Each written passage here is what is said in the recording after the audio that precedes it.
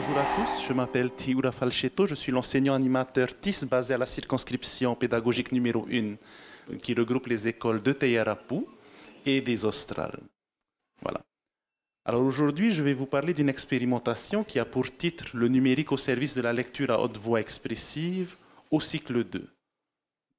En ce qui concerne le public, il s'agit d'une classe de CE1, donc en plein milieu du cycle 2, avec 22 élèves de catégorie socio-professionnelle plutôt intermédiaire. Alors pourquoi avoir choisi d'expérimenter un projet en lecture à haute voix expressive? Ce n'est pas une nouveauté, bien au contraire. Mais par contre, les programmes de 2016 nous apportent plusieurs pistes pour la conception et la mise en œuvre de projets en lecture à haute voix expressive. Et en ce qui nous concerne, référent numérique, les programmes mentionnent aussi la dimension numérique que l'on peut intégrer à ce type de projet. Et donc, je vais vous citer quelques passages des programmes. Pourquoi la lecture à haute voix expressive selon les programmes de 2016? Tout d'abord, pour compléter la compréhension du texte en lecture, pour articuler code et sens, pour se familiariser avec la syntaxe de l'écrit et pour contribuer à l'automatisation des processus d'identification des mots. Ce qui est intéressant aussi dans les programmes, c'est qu'ils nous expliquent aussi comment mettre en œuvre des séances de lecture à haute voix expressive. Il faut un entraînement régulier, des activités pratiquées en classe et non pas reportées durant le travail personnel hors de la classe. Il faut mettre en place des ateliers qui permettent la différenciation et il faut bien sûr, dans une dynamique de projet, déterminer des finalités qui permettent aux élèves de valoriser les compétences qu'ils ont acquises. Deux exemples nous sont proposés. Présentation, mise en voix de textes sous différentes formes et rencontre avec d'autres classes autour d'ouvrages lus. Quelles sont les compétences et les objectifs visés par les programmes? Donc tout d'abord en langage oral avec un lien bien sûr avec la lecture. Donc la principale connaissance et compétence c'est celle-ci, mobilisation de techniques qui font qu'on est écouté. Articulation, débit, volume de la voix, intonation, posture, regard et gestualité. Et dans les exemples de situations qui nous sont proposées, une situation nous intéresse particulièrement, c'est l'enregistrement, donc grâce à du matériel numérique, l'enregistrement et l'écoute ou le visionnement de sa propre prestation ou d'autres prestations. Et lorsque l'on passe dans le domaine d'enseignement qui correspond à la lecture, la compréhension de l'écrit, en lien avec le langage oral, donc on nous propose également comme exemple de situation l'enregistrement, l'écoute et l'amélioration de sa lecture. Et donc c'est un peu en prenant en compte ces éléments des programmes que l'on a voulu mettre en place une expérimentation sur la lecture à haute voix expressive en restant bien dans une dynamique de projet. Donc avec la partie planification du projet avec les élèves, identification d'un album support qui allait aider les élèves donc, à pratiquer cette lecture à haute voix expressive et déterminer une finalité. Et par rapport à cette classe de CE1, la finalité était la lecture d'un album, cet album que vous voyez apparaître à l'écran, Musette Sourisette, aux élèves de section des grands de la même école. Ensuite, pour la conception, on a essayé d'identifier les domaines d'enseignement qui allaient être convoqués pour ce projet. Donc bien sûr, il y a la lecture à haute voix expressive, mais aussi toutes les séances d'identification des mots qui permettraient aux élèves d'automatiser les processus de lecture. Et bien sûr, pour que les élèves mettent du sens dans la lecture à haute voix, bien sûr, travailler sur des séances de compréhension. Donc ces trois domaines d'enseignement étaient liés, articulés les uns avec les autres.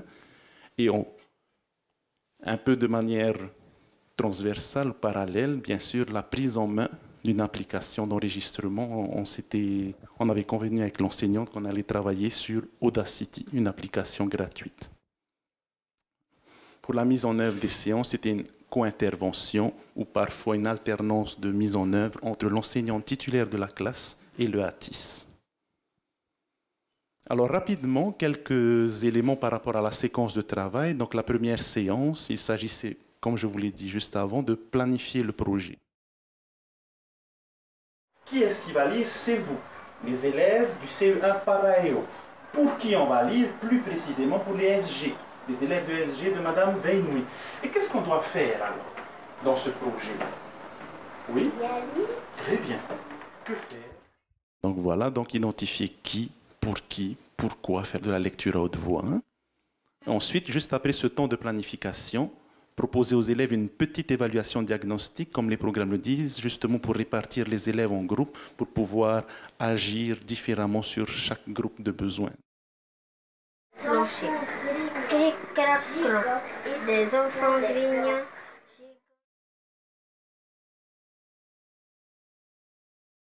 Et donc là, à l'issue de la première séance, on avait un fichier audio qui correspondait à chaque élève et l'enseignant pouvait écouter ces fichiers audio, identifier justement les élèves qui avaient plus ou moins de difficultés et les répartir ainsi dans les différents groupes. La séance 2, donc on a travaillé sur les attendus de la lecture à haute voix. Donc on a bâti avec les élèves une grille de réécoute qui sera à terme aussi leur grille d'évaluation. Donc on a écouté des extraits sonores issus de l'évaluation diagnostique et à partir de ces extraits sonores un peu qui s'opposent un peu les uns aux autres, on a essayé de déterminer quels pouvaient être tous les attendus de la lecture à haute voix, du moins pour des élèves de 7-8 ans. Et on essaie de voir là où ça pose souci. Le camarade qui lit? Un cri dans la nuit. Je suis fatigué de cette vie de grenier. On a entendu? On écoute maintenant ce que j'ai fait. Un cri dans la nuit. Je suis fatigué de cette vie de grenier. Qu'avez-vous remarqué entre la lecture de l'élève et la lecture? Que ta lecture c'est plus fort que la lecture de l'élève. Première chose à faire, il faut lire. Fort. Très bien. Ensuite, lire tous les mots. Et etc. Donc par écoute comparative d'extraits sonores. Ensuite, certains élèves, surtout ceux qui avaient plus de difficultés, avaient besoin d'encodage supplémentaire du texte, en plus de la simple ponctuation du texte. Donc on a fait également, durant cette séance, un travail spécifique à ce niveau. Voilà le texte. Moi, j'ai eu besoin de faire des petites choses sur mon texte quand même, pour bien le lire. Je vous montre ce que j'ai fait. Est-ce que vous voyez des nouvelles choses apparaître sur le texte? Oui. Ah, qu'est-ce que l'on voit apparaître? Regardez notre grille de lecture. Que peuvent représenter ces traits bleus? Oui. À s'arrêter. Ah, à s'arrêter. Regardez. Un cri dans la nuit. Je suis fatigué de cette vie de grenier. On dit bien alors un matin. Parce que c'est le R que l'on entend. C'est pareil qu'ici, un autre endroit. J'ai mis en gras la lettre qui va faire sonner la liaison. D'accord? Donc à l'issue de cette séance 2, les élèves ont tous les outils pour vivre le projet de lecture à haute voix de manière sereine. La séance 3 est les suivantes, donc en fonction du découpage que l'on avait fait de l'album. Donc chaque séance de lecture à haute voix était précédée d'une séance de compréhension. Donc durant la séance de lecture à haute voix, on faisait un moment de rappel de l'histoire. Musette, Soulissette. Et aujourd'hui, on travaille sur cette double page. Est-ce qu'on peut me rappeler rapidement ce qui se passe sur cette double page? Me raconter rapidement. Oui? Et on prend le poisson. Oui? Est-ce que tu peux continuer? Et que Musette peut parler dans l'eau avec le poisson. Pourquoi? Parce que Musette n'a pas de nageoire et elle ne peut pas respirer. Ensuite, des exercices préparatoires, donc pour préparer les élèves à la lecture à haute voix expressive. J'aime les oranges et vous. Alors, regardez. Un point d'exclamation, un point d'interrogation qui peut relire avec plus d'expressivité. J'aime les oranges et vous. J'ai déjà dit. J'aime les oranges et vous. Très fort maintenant, très fort. J'aime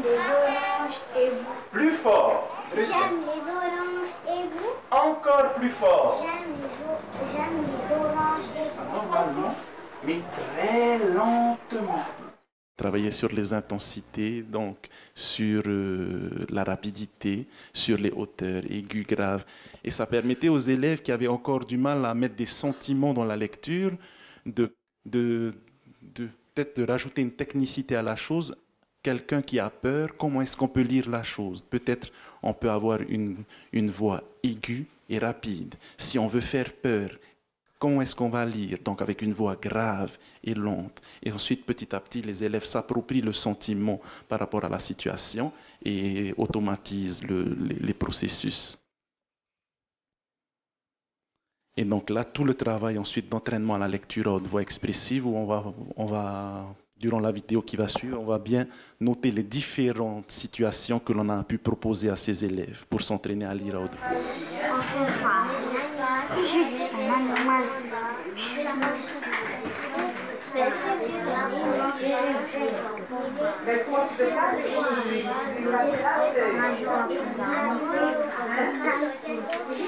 Pêcher sur une femme, musette, entend des clapotis en fanfare. C'est un poisson qui fait des bonds. Bonjour poisson, où dors-tu? Demande Musette.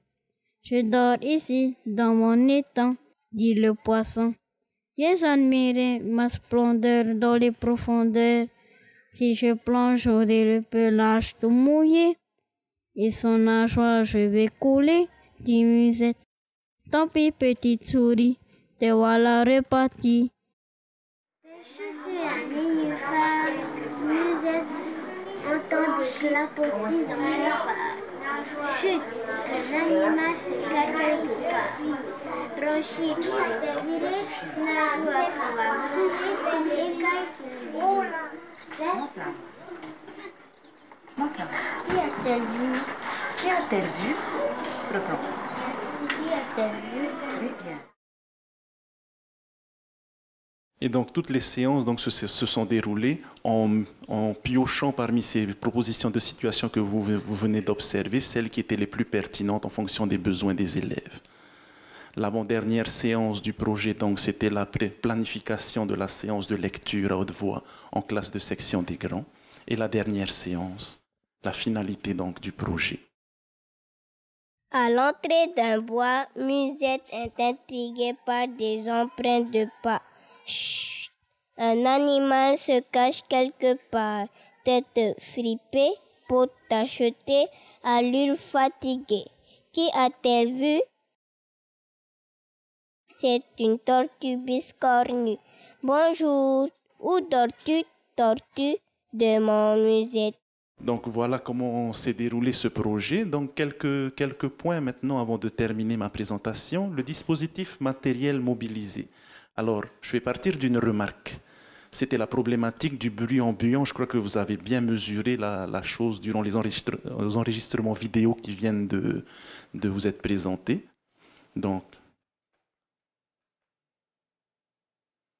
est-ce qu'on peut avoir le son, s'il te plaît? Je pense que ça, c'est sans casque audio. Et lorsqu'on utilise un casque audio, souris, tu as appris hein. au cours de ton voyage que le bonheur et le partage font bon ménage. Voilà, donc on est en train de travailler sur la plus-value du numérique dans un projet de lecture à haute voix expressive. Le bruit ambiant, c'est vraiment quelque chose qui empêche l'élève de pouvoir s'écouter correctement. Donc l'usage d'un casque audio était primordial à ce niveau-là. Donc c'est la première remarque. La deuxième remarque, c'est la gestion coordonnée des supports.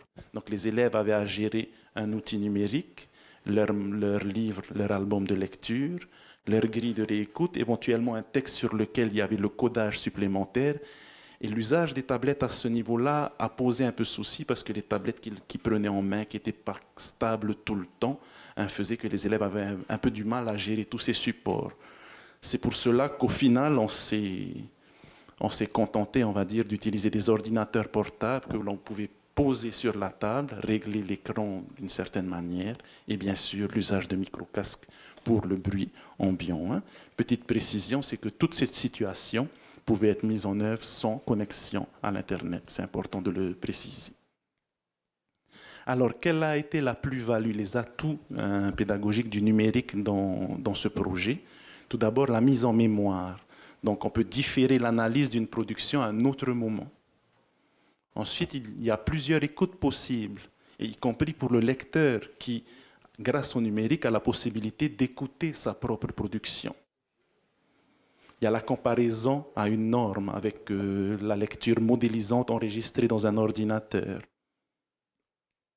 Et il y a l'évaluation positive aussi, le fait qu'on puisse sauvegarder à différents moments du projet des productions de l'élève. L'élève peut s'écouter à différents instants du projet et mesurer par là même et constater ses progrès. Bien sûr, il y a le renforcement de l'autonomie. Ce n'est pas directement lié au numérique, mais le fait que certains élèves utilisent le numérique, ça permet à l'enseignant de se libérer et pouvoir prendre en charge d'autres élèves à besoins plus spécifiques. Alors, en ce qui concerne le traitement de la difficulté scolaire, donc, comment est-ce qu'on a agi? Quels ont été les leviers sur lesquels on a pu agir? Tout d'abord, au niveau de l'organisation, on a fait 3 groupes, donc homogènes, qui ont été constitués à l'issue de la première séance. Voilà. Ensuite, durant la phase 3 du projet, on a favorisé le groupe d'élèves qui ont des difficultés. On a mené plus de séances avec ces élèves-là. Donc, ça leur donnait ça permettait de travailler davantage avec eux. Au niveau pédagogique, ma remarque va être assez simple, mais elle est néanmoins importante. Il y a eu un enseignement adapté au niveau des élèves. Pour les élèves en difficulté, on ne leur a pas présenté l'ensemble de la grille de l'écoute dès le départ. Ils ont travaillé sur 1, voire sur 2 critères. Donc lire fort, on s'entraîne à lire fort. Séance d'après, on passe aux critères suivants. Au niveau du dispositif, donc on a mis en place assez régulièrement du tutorat. Donc un élève qui a moins de difficultés peut devenir tuteur d'un élève qui a plus de difficultés. Et au niveau numérique, je l'ai dit juste avant, donc l'usage du numérique dans cette séance a permis à l'enseignant de pouvoir se dégager et de prendre en charge les élèves à besoins spécifiques, avec un étayage individuel.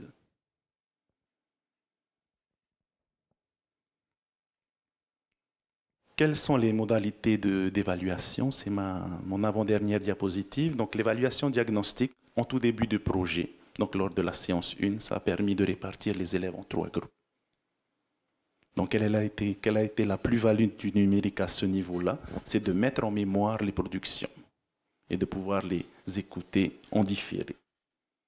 Ensuite, il y a eu l'évaluation formative continue, aidée de la grille de réécoute, la grille d'évaluation. Voilà. Et le numérique là, a eu encore un avantage, c'est toujours cette mise en mémoire. Et enfin, l'évaluation sommative induite par la finalité du projet. Donc, on a pu constater avec l'enseignante que les techniques qui étaient maîtrisées, c'était l'articulation, le volume et le débit. Et des techniques qui étaient améliorées, c'était la posture et le regard. Et grâce au numérique, là, on a pris des séquences vidéo. On peut agir justement maintenant sur ces 2 techniques à améliorer, puisque grâce à la vidéo, on peut voir que les élèves ont une posture pas forcément adaptée à la lecture à haute voix expressive. Les prolongements du projet. Donc, au niveau des moyens humains, en plus de l'enseignant titulaire de la classe, on peut faire intervenir l'enseignant spécialisé.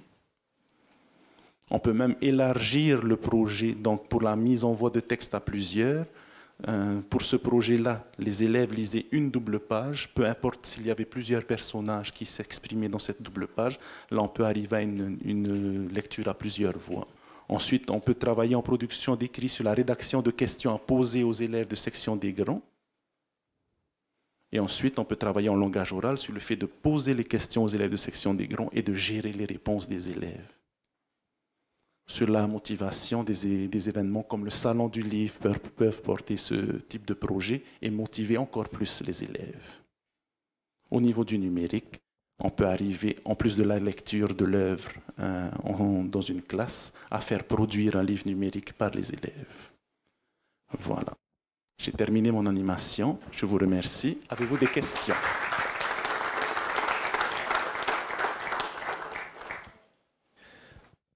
Est-ce qu'il y a eu une démarche de demande aux parents pour diffuser les vidéos? Tout à fait. Donc, comme monsieur l'inspecteur l'avait dit hier, forcément, tous les élèves que vous voyez apparaître sur les vidéos, les parents étaient destinataires d'une autorisation de droit à l'image et même de droit à la prise de son. Donc, les parents ont signé cela. Et s'il n'y a qu'un travail sonore, par exemple, là, vous avez diffusé le texte des élèves en classe, est-ce que pour ça, rien que pour ça, il faut une demande aux parents? Juste pour le son? Voilà. Oui, tout à fait. Aussi.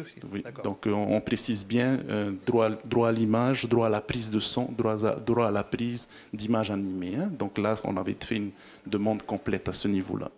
D'accord, c'est tout. Pas d'autres questions? Je vous remercie.